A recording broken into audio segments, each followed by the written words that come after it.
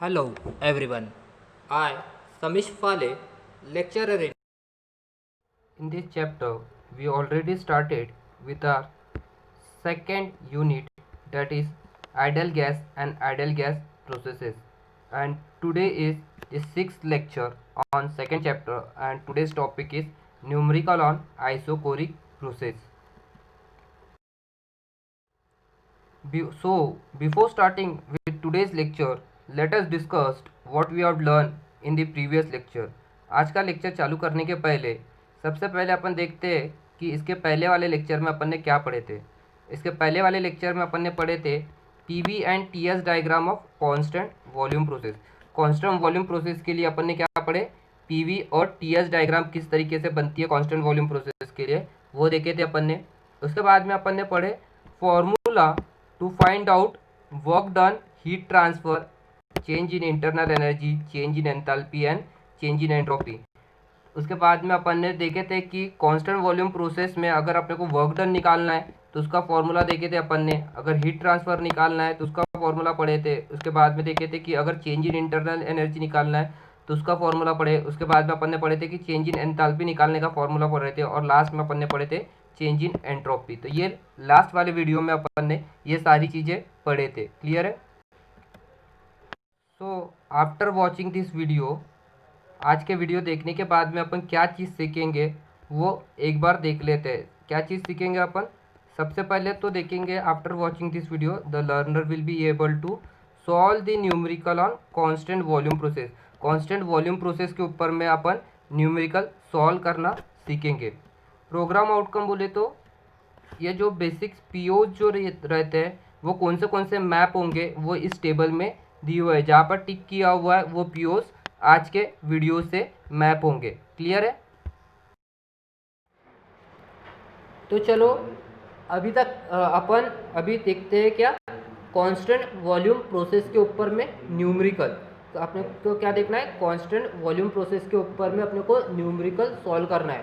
तो जब मैंने कांस्टेंट प्रेशर प्रोसेस के ऊपर में न्यूमेरिकल पढ़ाया था तब भी मैंने एक चीज़ बताया था, अभी फिर से वही चीज़ रिपीट कर रहा हूँ कि सबसे पहले कोई भी न्यूमेरिकल अपने को सॉल्व करना है तो सबसे पहले अपने को क्या निकालना पड़ेगा, उसका गिवन डेटा। कोई भी न्यूमेरिकल अगर अपने को सॉल्व करना है तो सबसे पहले अपने को उस न्यूमेरिकल में से क्या फाइंड आउट करना पड़ेगा, गिवन डेटा। तो सबसे पहली स्टेप क्या रहेंगी अपनी, स्टेप नंबर 1 फाइंड आउट करना है अपने को गिवन डेटा। और अभी अपने को गिवन डेटा फाइंड आउट करना है तो गिवन डेटा में मैंने बताया था कि अगर थर्मोडायनेमिक प्रोसेसेस का न्यूमेरिकल है और अगर अपने को गिवन डेटा फाइंड आउट करना है तो सबसे पहले अपने को क्या फाइंड करना पड़ता, क्वेश्चन में से अपने को फाइंड करना पड़ता कि कौन से प्रोसेस का न्यूमेरिकल है। तो सबसे पहले अपनी स्टेप रहेंगी क्या, step number 1 given data find करो। और गिवन डेटा फाइंड करने में अपने को सबसे पहला ये फाइंड करना पड़ता है कि प्रोसेस कौन सी है।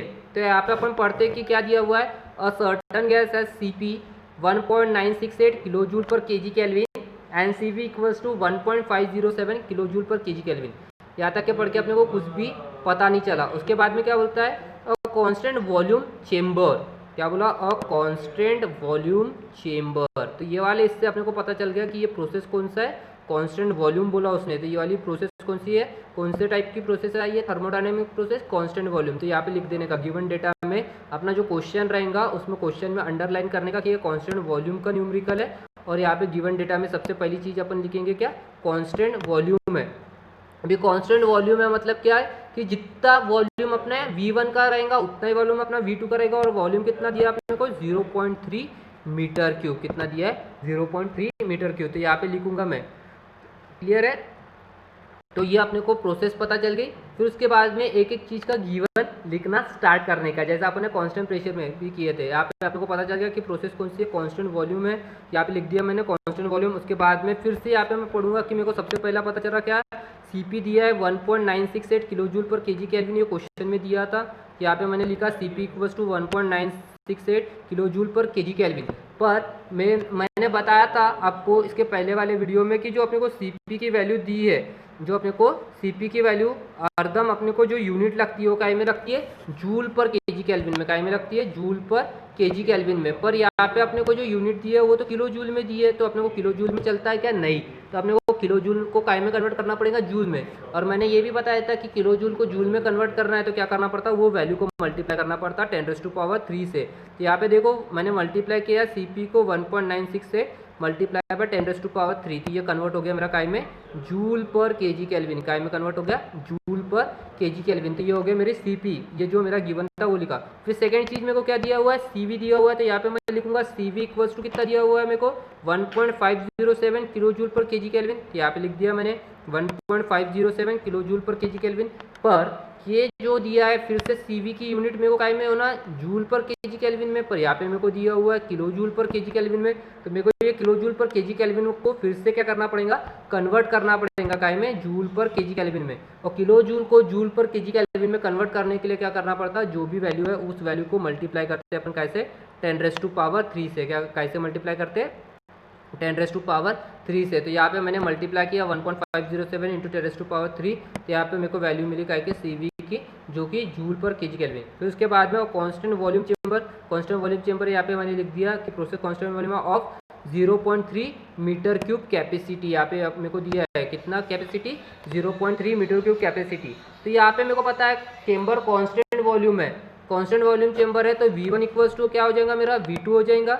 चेंबर कौन सा है, कांस्टेंट वॉल्यूम है। तो यहाँ पे V1 इक्वल्स टू V2 आ जाएगा, क्योंकि दोनों वॉल्यूम कांस्टेंट है। तो जितना वॉल्यूम इनिशियल कंडीशन का रहेगा उतना ही वॉल्यूम अपना कितना रहेगा फाइनल कंडीशन का रहेगा। और यहाँ पे वैल्यू मेरे को मिली है कितने 0.3 मीटर क्यूब। उसके बाद में बोलता capacity contains 2 kg of this gas, contains 2 kg।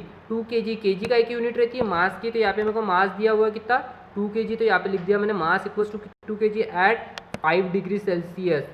ये 5 डिग्री सेल्सियस मतलब मेरे को क्या दिया है, इनिशियल टेम्परेचर दिया हो कितना 5 डिग्री सेल्सियस। पर मेरे को टेम्परेचर जो हो ना वो डिग्री सेल्सियस में नहीं चलता, वो मेरे को काय में होना केल्विन में। तो डिग्री सेल्सियस को केल्विन में कन्वर्ट करना है। तो ये जो 5 है इसको मैं क्या करूँगा प्लस करूँगा कितने से 273 से। ये जो 5 डिग्री सेल्सियस है उसको मैं प्लस करूँगा कितने से 273 से। तो मेरा को वैल्यू मिली केल्विन की कितनी 578 केल्विन। फिर उसके बाद में क्या बोल रहा है, heat is transfer to the gas. ये जो गैस है इसको क्या कर रहा है, बोल रहा है हीट ट्रांसफर कर रहा है टू द गैस अंटिल, कब तक के ट्रांसफर कर रहा है, until the temperature is 100 degree Celsius, जब तक कि उसका टेम्परेचर वो गैस का टेम्परेचर कितना नहीं हो जाता 100 डिग्री सेल्सियस। मतलब ये जो टेम्परेचर दिया है मेरे को 100 डिग्री सेल्सियस, ये कौन सा टेम्परेचर दिया है मेरे को फाइनल टेम्परेचर। मतलब यहाँ पे T2 इक्वल्स टू मैंने लिखा कितना दिया हुआ है मेरे को 100 डिग्री सेल्सियस। तो यहाँ पे मैंने लिखा 100 डिग्री सेल्सियस। पर मेरे को जो टेम्परेचर लगता है न्यूमेरिकल में जो फॉर्मूले में वो डिग्री सेल्सियस में नहीं लगता, वो मेरे को लगता है केल्विन में। तो ये डिग्री सेल्सियस को मेरे को क्या करना पड़ेगा केल्विन में कन्वर्ट करना पड़ेगा। और डिग्री सेल्सियस को केल्विन में कन्वर्ट करने के लिए क्या करना पड़ता है, जो भी वैल्यू दी रही थी उस वाले वैल्यू को प्लस करना पड़ता कितना 273 से। उस वाले वैल्यू को कैसे प्लस करना पड़ता 273 से।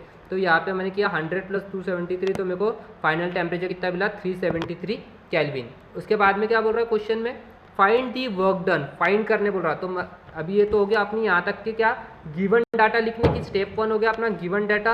अभी अपने स्टेप 2 क्या रहेंगे, क्या चीज़ें निकालने बोला है वो। तो स्टेप 2 अपन क्या लिखेंगे टू फाइंड। तो सबसे पहले अपने को फाइंड क्या करने बोला उसने, वर्क डन करने बोला। तो यहाँ पे लिखूंगा मैं स्टेप 2 में फाइंड करने में सबसे पहला क्या लिखूंगा वर्क डन। और वर्क डन को मैं डिनोट करता कैसे W से, वो लिखा। फिर उसके बाद में क्या निकालने बोल रहा हीट ट्रांसफर। तो सेकंड चीज़ निकालने बोल रहा मेरे को हीट ट्रांसफर। तो यहाँ पे लिखूंगा मैं heat given out of the gas और हीट ट्रांसफर, जिसको मैं डिनोट करता हूँ Q से।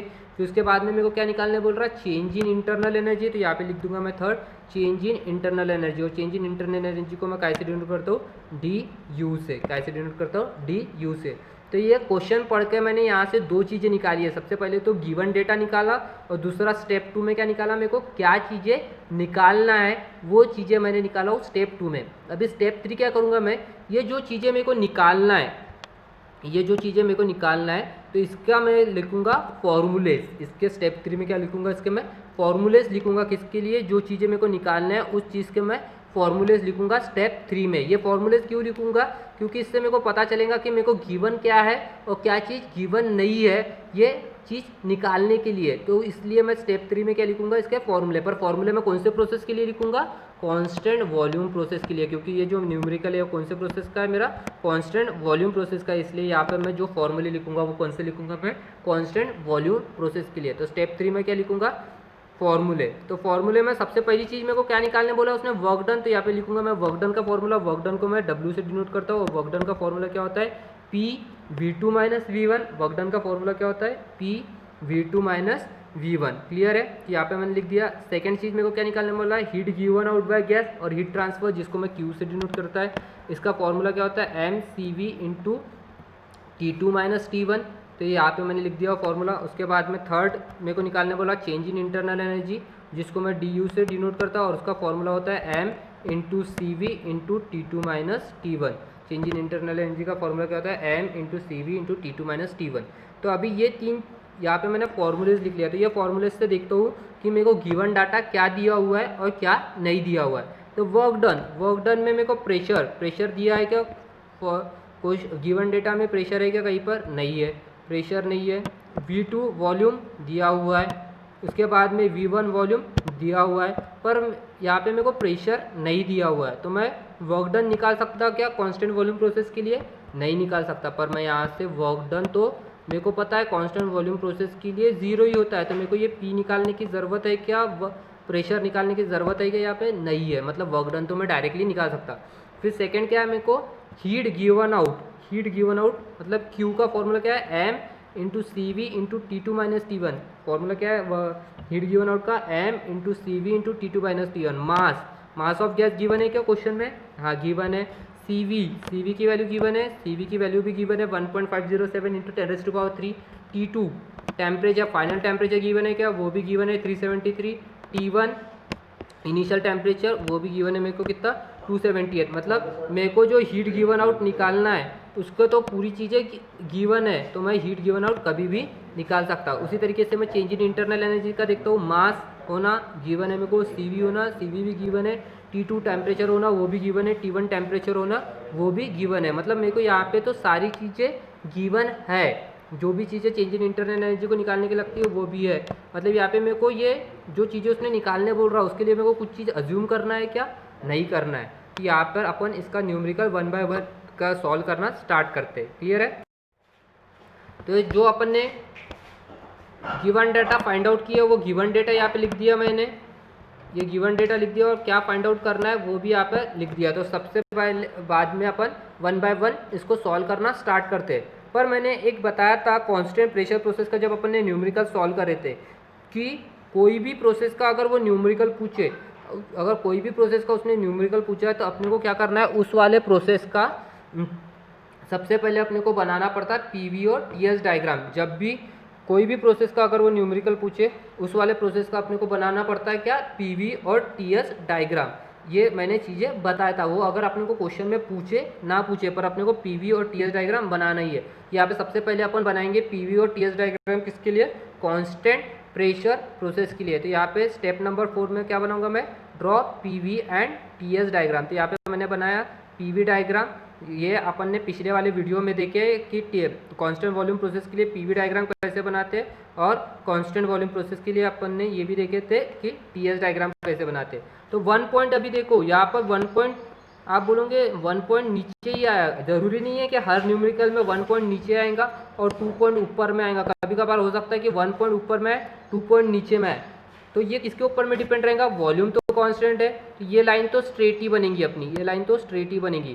ये डिपेंड किसके ऊपर में रहेगा, प्रेशर और टेम्परेचर के ऊपर में। यहाँ पे देखो अपने को प्रेशर दिया हुआ है क्या, प्रेशर तो दिया हुआ नहीं है, तो यहाँ से मैं ये तो कर ही नहीं सकता कि 1 पॉइंट कौन सा है और 2 पॉइंट कौन सा है, ये तो मैं यहाँ पर बता ही नहीं सकता हूँ। 1 पॉइंट कौन सा है और 2 पॉइंट कौन सा है ये तो मैं यहाँ पे बता ही नहीं सकता हूँ कि 1 पॉइंट नीचे आएगा कि 2 पॉइंट ऊपर आएगा प्रेशर वाले डायग्राम से। मैं देखता हूँ टेम्परेचर वाले डायग्राम में, टेम्परेचर वाले डायग्राम में यहाँ पे एक बनाया मैंने, यहाँ पे एक बनाया। तो यहाँ पर अपन देखते हैं टेम्परेचर एट 1 पॉइंट कितना दिया था मेरे को, 278। टेम्परेचर कितना है 1 पॉइंट का, 278, और टेम्परेचर 2 पॉइंट का कितना है, 373। तो इससे मेरे को ये पता चल रहा है कि सेकंड वाला जो टेम्परेचर है, सेकंड पॉइंट का जो टेम्परेचर है वो क्या है, ज़्यादा है। तो ज़्यादा है तो ये आज से अपने को ये पता चल जाएगा कि इसको मैं अगर वाई डायरेक्शन में लाऊंगा तो सेकंड पॉइंट ऊपर में है, तो मतलब मेरे को ज़्यादा टेम्परेचर कौन से पॉइंट का, सेकंड पॉइंट का है।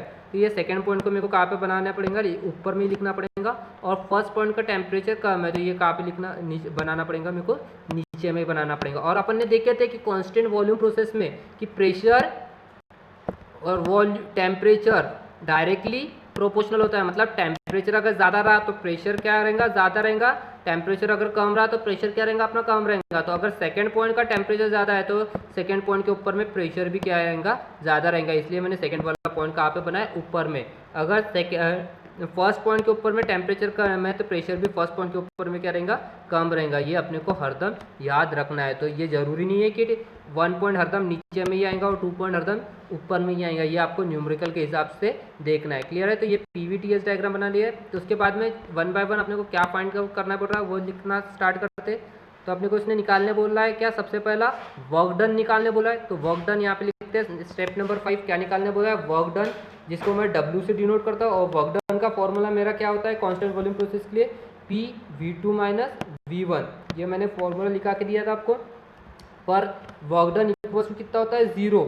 वर्क डन इक्वल्स टू 0, ये यहाँ पे लिखने का वर्क डन इक्वल्स टू 0 और उसको बॉक्स बनाने का क्यों होता है, उसका स्टेटमेंट फिर आपको नीचे में लिखना पड़ेगा। क्या, सिंस वॉल्यूम इज कांस्टेंट। अगर आपने न्यूमेरिकल में कांस्टेंट वॉल्यूम में डायरेक्टली लिख दिए वर्क डन इक्वल्स टू 0, और ये जो स्टेटमेंट लिखा है since volume equals to constant, ये अगर आपने स्टेटमेंट नहीं लिखे, अगर ये वाला स्टेटमेंट नहीं लिखे तो आपके मार्क्स कट होंगे। आपको कांस्टेंट वॉल्यूम प्रोसेस में फॉर्मूला भी लिखना है, और फॉर्मूला लिखने के बाद में नीचे में लिखना है कि वर्क डन इक्वल्स टू 0, उसको बॉक्स में बनाने का, और उसके नीचे में लिखने का since volume equals to 0 therefore work done for constant volume process क्या अपना 0 है।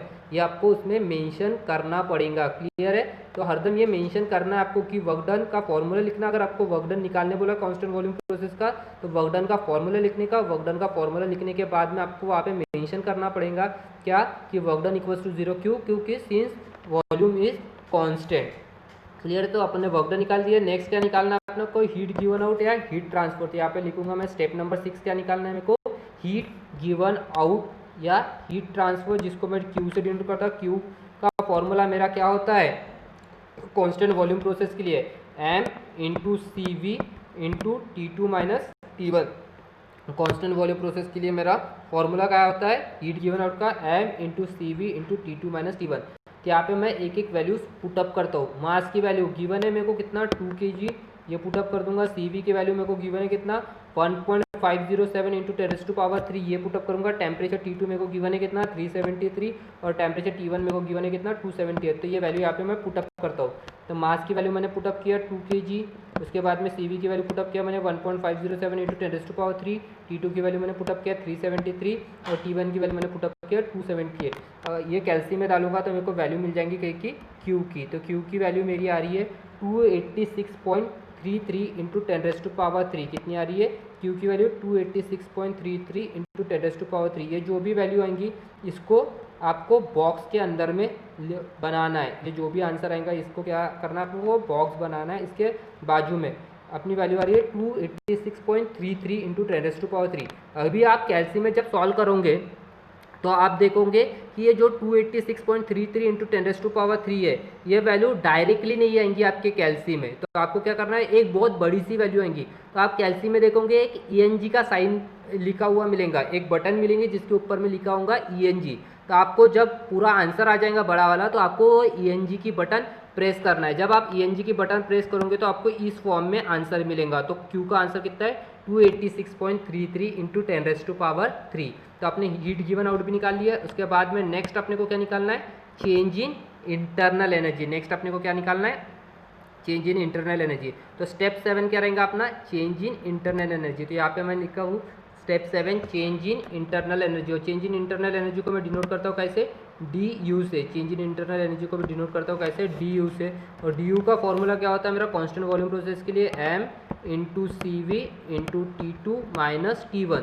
तो मास मेरे को गिवन है 2 kg, CV मेरे को गिवन है क्वेश्चन में 1.507 इंटू 10⁻3, T2 टेम्परेचर मेरे को गिवन है 373, T1 मेरे को टेम्परेचर गिवन है 278। तो ये वैल्यू मैं यहाँ पे एक एक करके पुटअप करना स्टार्ट करता हूँ। तो यहाँ पे मास की वैल्यू पुटअप किया मैंने 2, CV की वैल्यू पुटअप किया 1.507 इंटू 10⁻3, T2 की वैल्यू पुटअप किया मैंने 373, और T1 की वैल्यू पुटअप किया मैंने -278। जब ये मैं कैल्शियम में डालूंगा तो मेरे को DU की वैल्यू मिलेगी, और DU की वैल्यू मेरे को कितनी मिल रही है 286.33 इंटू 10⁻3। ये जो वैल्यू आएंगी ये वाले वैल्यू को अपने को क्या करना है बॉक्स के अंदर में लिखना है। ये जो भी आंसर आएगा ये वाला आंसर अपने को क्या करना है, बॉक्स के अंदर में लिखना है। और ये वाली वैल्यू कितनी आ रही है अपनी चेंज इन इंटरनल रेंज की, 286.33 इंटू 10⁻3। ये डायरेक्टली वैल्यू नहीं आएंगी, आपको एक बहुत बड़ी सी वैल्यू मिलेंगी कैलसी में आंसर आने के बाद में। तो आपको क्या करना है, ENG की बटन प्रेस करना है। कौन सी बटन प्रेस करना है, ENG की बटन प्रेस करोगे तो आपको इस वाले फॉर्म में आंसर मिलेगा क्या, 286.33 इंटू 10⁻3। तो समझ में आ गया। तो आपने यहाँ पर जो चीज़ें निकालने बोले थे वो चीज़ें अपन ने निकाल ली है। ठीक है, सभी को समझ में आ गया, क्लियर है। So let us summarize what we have learned in today's lecture. In today's lecture, we had learned the numerical on constant volume process. आज के लेक्चर में अपन ने क्या पढ़े, न्यूमेरिकल पढ़े, किसके ऊपर में, कांस्टेंट वॉल्यूम प्रोसेस के ऊपर में। कांस्टेंट वॉल्यूम प्रोसेस का न्यूमेरिकल किस तरीके से सॉल्व करते हैं वो आज के वीडियो में अपन ने देखे है। यूनिट आउटकम, यूनिट आउटकम बोले तो जो आपका सिलेबस है उसमें से कौन सा पॉइंट आज के वीडियो से आपका कवर हो रहा है। तो आज के वीडियो से अपना कौन सा पॉइंट कर रहा है, calculate different energy changes during ideal gas processes for given situation. जैसा मैंने बताया कि कांस्टेंट वॉल्यूम जो प्रोसेस है ये क्या है, आइडियल गैस प्रोसेस है, जिसको थर्मोडायनामिक प्रोसेस भी बोला जाता है। तो इसमें अपन ने क्या पढ़े, उससे क्या, डिफरेंट एनर्जी चेंजेस, जो डिफरेंट एनर्जी चेंज हो रही है उसको कैसे कैलकुलेट करते हैं, जैसा वर्क कैसे कैलकुलेट करते हैं, चेंज इन इंटरनल एनर्जी कैसे कैलकुलेट करते हैं, चेंज इन एंट्रोपी कैसे कैलकुलेट करते हैं, ये सारी चीज़ें अपन ने आज के वीडियो में देखे। तो ये यूनिट का आउटकम आज के वीडियो से अपना क्या हो रहा है, अचीव हो रहा है।